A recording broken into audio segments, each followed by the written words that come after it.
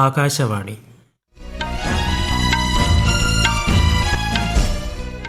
നമസ്കാരം. വാർത്തകൾ വായിക്കുന്നത് ഹരിഷ്ണ.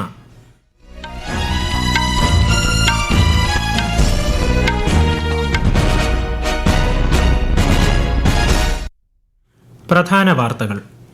മൗറീഷ്യസുമായുള്ള ബന്ധം ശക്തിപ്പെടുത്താൻ ഇന്ത്യ പ്രതിജ്ഞാബദ്ധമാണെന്ന് പ്രധാനമന്ത്രി നരേന്ദ്രമോദി. മൗറീഷ്യസ് പ്രധാനമന്ത്രി നവീൻ ചന്ദ്ര രാങ്കൂലവുമായി പ്രധാനമന്ത്രി ഉഭയകക്ഷി ചർച്ച നടത്തി. ഡെങ്കു മലേറിയ വ്യാപനം തടയാനുള്ള പ്രതിരോധ പ്രവർത്തനങ്ങൾ ഊർജിതമാക്കാൻ സംസ്ഥാനങ്ങൾക്ക് നിർദ്ദേശം നൽകി കേന്ദ്രമന്ത്രി JP നഡ്ഡ. കേരള നിയമസഭ മുൻ സ്പീക്കറും മുതിർന്ന കോൺഗ്രസ് നേതാവുമായിരുന്ന PP തങ്കച്ചൻ അന്തരിച്ചു. അനുശോചിച്ച് മുഖ്യമന്ത്രിയും പ്രതിപക്ഷ നേതാവും ഉൾപ്പെടെയുള്ള പ്രമുഖർ. രാജ്യത്തെ സമുദ്രോത്പന്ന കയറ്റുമതി മേഖലയ്ക്ക് പുത്തൻ ഉണർവേകി 102 പുതിയ ഫിഷറീസ് സ്ഥാപനങ്ങൾക്ക് കൂടി യൂറോപ്യൻ യൂണിയൻ അംഗീകാരം. നേപ്പാളിൽ പ്രശ്നങ്ങൾ പരിഹരിക്കാൻ സാധ്യമായ എല്ലാ ശ്രമങ്ങളും നടത്തുമെന്ന് പ്രസിഡന്റ് രാമചന്ദ്ര പൌഡൽ. ഇടക്കാല സർക്കാർ രൂപീകരണത്തിനുള്ള ചർച്ച തുടരുന്നു. ഏഷ്യാകപ്പ് ക്രിക്കറ്റിൽ ഇന്ന് ബംഗ്ലാദേശും ഹോങ്കോങ്ങും തമ്മിൽ ഏറ്റുമുട്ടും. വാർത്തകൾ വിശദമായി. ഇന്ത്യയും മൗറീഷ്യസും തമ്മിലുള്ള ബന്ധം ശക്തിപ്പെടുത്താൻ പ്രതിജ്ഞാബദ്ധമാണെന്ന് പ്രധാനമന്ത്രി നരേന്ദ്രമോദി. വാരണസിയിൽ മൗറീഷ്യസ് പ്രധാനമന്ത്രി നവീൻ ചന്ദ്ര രാങ്കൂലവുമായി ശ്രീ മോദി ഉഭയകക്ഷി ചർച്ച നടത്തി. ഇരു രാജ്യങ്ങളുടെയും സ്വപ്നങ്ങളും ലക്ഷ്യങ്ങളും സമാനമാണെന്ന് ചർച്ചയ്ക്ക് ശേഷം നടത്തിയ സംയുക്ത വാർത്താ സമ്മേളനത്തിൽ പ്രധാനമന്ത്രി പറഞ്ഞു. ഇന്ത്യയ്ക്ക് പുറത്തുള്ള ആദ്യത്തെ ജൻ ഔഷധി കേന്ദ്രം മൗറീഷ്യസിലാണ് സ്ഥാപിതമായത്. IIT മദ്രാസും ഇന്ത്യൻ ഇൻസ്റ്റിറ്റ്യൂട്ട് ഓഫ് പ്ലാന്റേഷൻ മാനേജ്മെന്റും മൗറീഷ്യസ് സർവകലാശാലയുമായി കരാറുകളിൽ ഒപ്പുവച്ചിട്ടുണ്ട്. ഇതെല്ലാം സംയുക്ത സഹകരണത്തിന്റെ തെളിവുകളാണെന്ന് ശ്രീ മോദി പറഞ്ഞു. India and Mauritius are two nations, but our dreams and destiny are one.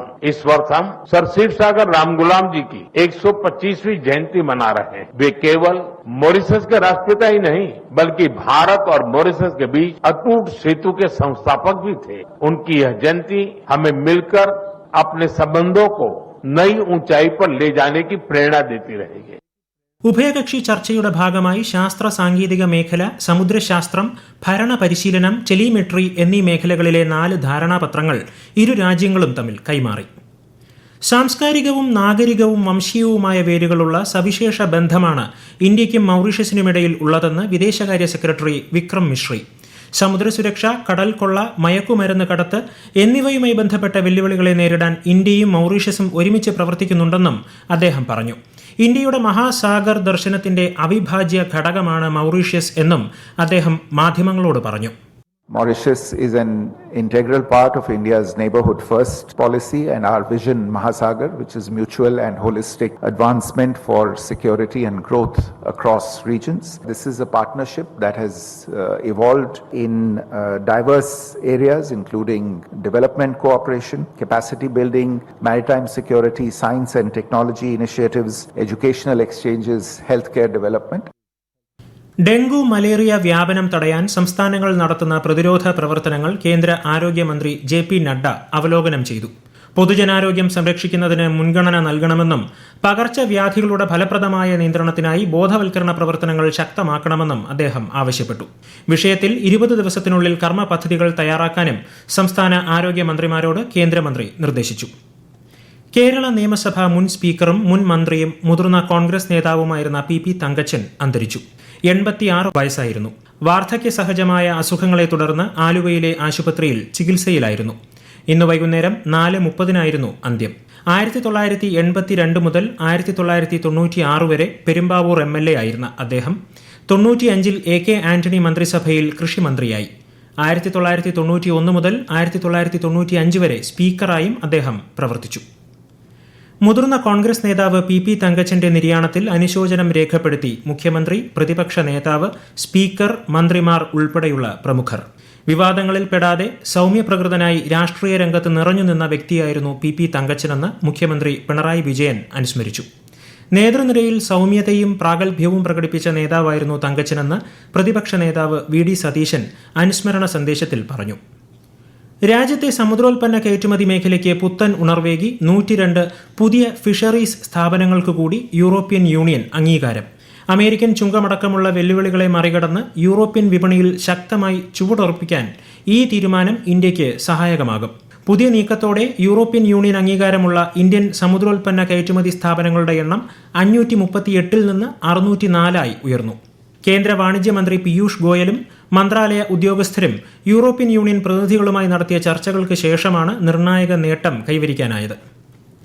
നേപ്പാളിൽ നിലവിലുള്ള പ്രശ്നങ്ങൾ പരിഹരിക്കാൻ ഭരണഘടനാ പരിധിക്കുള്ളിൽ നിന്ന് സാധ്യമായ എല്ലാ ശ്രമങ്ങളും നടത്തുമെന്ന് president Ramachandra Poudel.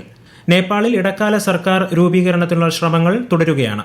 Gen C പ്രതിഷേധക്കാർ മുൻ ചീഫ് ജസ്റ്റിസ് സുശീല കാർക്കിയെ പ്രധാനമന്ത്രി പദത്തിലേക്ക് നിർദ്ദേശിച്ചിട്ടുണ്ട്. അതേസമയം നേപ്പാളിൽ ഈ മാസം 8 നടന്ന ജെൻ സി പ്രതിഷേധങ്ങളിൽ മരിച്ചവരുടെ എണ്ണം 30.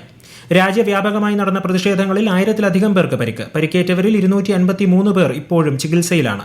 സ്ഥിതിഗതികൾ കൈകാര്യം ചെയ്യുന്നതിനായി അടിയന്തര സേവനങ്ങൾ ഒരുക്കിയിട്ടുണ്ടെന്നും ആശുപത്രികൾക്ക് അതീവ ജാഗ്രത പാലിക്കാൻ നിർദ്ദേശം നൽകിയിട്ടുണ്ടെന്നും ആരോഗ്യ മന്ത്രാലയം അറിയിച്ചു. ഈ വാർത്തകൾ ആകാശവാണിയിൽ നിന്ന്.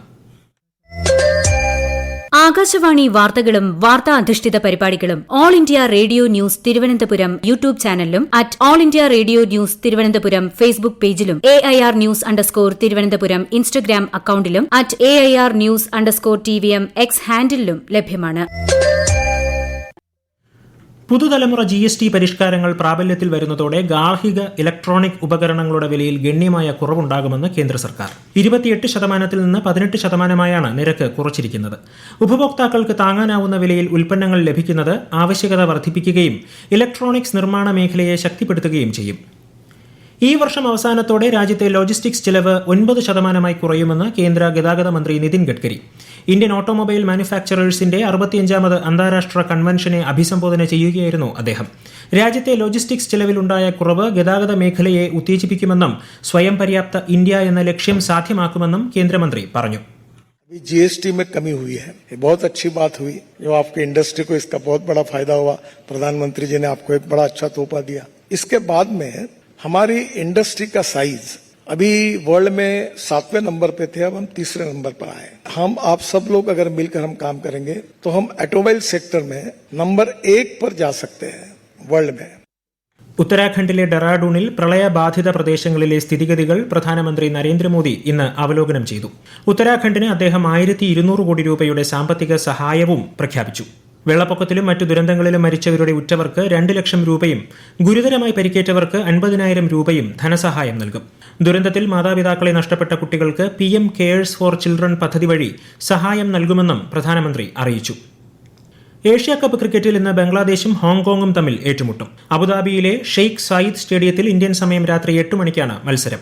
ഇന്നലെ മത്സരത്തിൽ ഇന്ത്യ UAE-യെ 9 വിക്കറ്റിന് പരാജയപ്പെടുത്തിയിരുന്നു. ഇന്ത്യയിലെ കുട്ടികളിൽ അമിതവണ്ണം മൂലമുണ്ടാകുന്ന പ്രശ്നങ്ങൾ വർദ്ധിക്കുന്നതായി യുണിസെഫ്. ന്യൂഡൽഹിയിൽ നടന്ന പരിപാടിയിൽ യുണിസെഫ് ചീഫ് ഓഫ് ന്യൂട്രീഷനാണ് ഇക്കാര്യം പറഞ്ഞത്. സമഗ്ര ദേശീയ പോഷകാഹാര സർവേ റിപ്പോർട്ട് പ്രകാരം 2030ഓടെ ഇന്ത്യയിൽ 27 ദശലക്ഷത്തിലധികം കുട്ടികളും കൌമാരക്കാരും അമിതവണ്ണത്തിന് അടിമയാകും. രാജ്യത്ത് പോഷകാഹാരക്കുറവ് മൂലമുള്ള പ്രശ്നങ്ങൾ ഉണ്ടെന്നും കുട്ടികളിലെ അമിത ഭാരം തടയുന്നതിന് കൂടുതൽ ശ്രദ്ധ കേന്ദ്രീകരിക്കണമെന്നും റിപ്പോർട്ടിൽ പറയുന്നു. 2024-25 സാമ്പത്തിക വർഷത്തിലെ ആദായ നികുതി റിട്ടേണുകൾ സമർപ്പിക്കാനുള്ള അവസാന തീയതി ഈ മാസം 15 വരെ. വൈകിയുള്ള നികുതി സമർപ്പണത്തിന് പിഴയും പലിശയും ഈടാക്കും. സംസ്ഥാനത്ത് അമീബിക് മസ്തിഷ്ക ജ്വരം ബാധിച്ച് ഒരാൾ കൂടി മരിച്ചു. മലപ്പുറം ചേലമ്പ്ര സ്വദേശി ഷാജിയാണ് മരിച്ചത്. 2 ആഴ്ചയായി കോഴിക്കോട് മെഡിക്കൽ കോളേജ് ആശുപത്രിയിൽ ചികിത്സയിലായിരുന്നു. നിലവിൽ 3 കുട്ടികൾ ഉൾപ്പെടെ 10 പേരാണ് കോഴിക്കോട് ചികിത്സയിൽ കഴിയുന്നത്. സ്വയം പര്യാപ്ത ഇന്ത്യ എന്ന ദർശനത്തിനും മെയ്ക്ക് ഇൻ ഇന്ത്യ പദ്ധതിക്കും കീഴിൽ രാജ്യം ആഗോള IT ഇലക്ട്രോണിക് നിർമ്മാണ കേന്ദ്രമായി അതിവേഗം വളർന്നുകൊണ്ടിരിക്കുകയാണെന്ന് കേന്ദ്രമന്ത്രി അശ്വിനി വൈഷ്ണവ്. ജയ്പൂരിൽ ലഘു ഉദ്യോഗ ഭാരതി സംഘടിപ്പിച്ച ഐഡിയത്തോൺ 2025ന്റെ സമാപന സമ്മേളനത്തിൽ സംസാരിക്കുകയായിരുന്നു അദ്ദേഹം. പ്രധാന വാർത്തകൾ വീണ്ടും. മൌറീഷ്യസുമായുള്ള ബന്ധം ശക്തിപ്പെടുത്താൻ ഇന്ത്യ പ്രതിജ്ഞാബദ്ധമാണെന്ന് പ്രധാനമന്ത്രി നരേന്ദ്രമോദി. മൌറീഷ്യസ് പ്രധാനമന്ത്രി നവീൻ ചന്ദ്ര രാങ്കൂലവുമായി പ്രധാനമന്ത്രി ഉഭയകക്ഷി ചർച്ച നടത്തി. ഡെങ്കു മലേറിയ വ്യാപനം തടയാനുള്ള പ്രതിരോധ പ്രവർത്തനങ്ങൾ ഊർജിതമാക്കാൻ സംസ്ഥാനങ്ങൾക്ക് നിർദ്ദേശം നൽകി കേന്ദ്രമന്ത്രി JP നഡ്ഡ. കേരള നിയമസഭ മുൻ സ്പീക്കറും മുതിർന്ന കോൺഗ്രസ് നേതാവുമായിരുന്ന PP തങ്കച്ചൻ അന്തരിച്ചു. അനുശോചിച്ച് മുഖ്യമന്ത്രിയും പ്രതിപക്ഷ നേതാവും ഉൾപ്പെടെയുള്ള പ്രമുഖർ. രാജ്യത്തെ സമുദ്രോൽപ്പന്ന കയറ്റുമതി മേഖലയ്ക്ക് പുത്തൻ ഉണർവേകി 102 പുതിയ ഫിഷറീസ് സ്ഥാപനങ്ങൾക്ക് കൂടി യൂറോപ്യൻ യൂണിയൻ അംഗീകാരം. നേപ്പാളിൽ പ്രശ്നങ്ങൾ പരിഹരിക്കാൻ സാധ്യമായ എല്ലാ ശ്രമങ്ങളും നടത്തുമെന്ന് പ്രസിഡന്റ് രാമചന്ദ്ര പൌഡൽ. ഇടക്കാല സർക്കാർ രൂപീകരണത്തിനുള്ള ചർച്ച തുടരുന്നു. ഏഷ്യാകപ്പ് ക്രിക്കറ്റിൽ ഇന്ന് ബംഗ്ലാദേശും ഹോങ്കോങ്ങും തമ്മിൽ ഏറ്റുമുട്ടും. വാർത്തകൾ കഴിഞ്ഞു. അടുത്ത വാർത്താ പ്രക്ഷേപണം 8:35-ന്.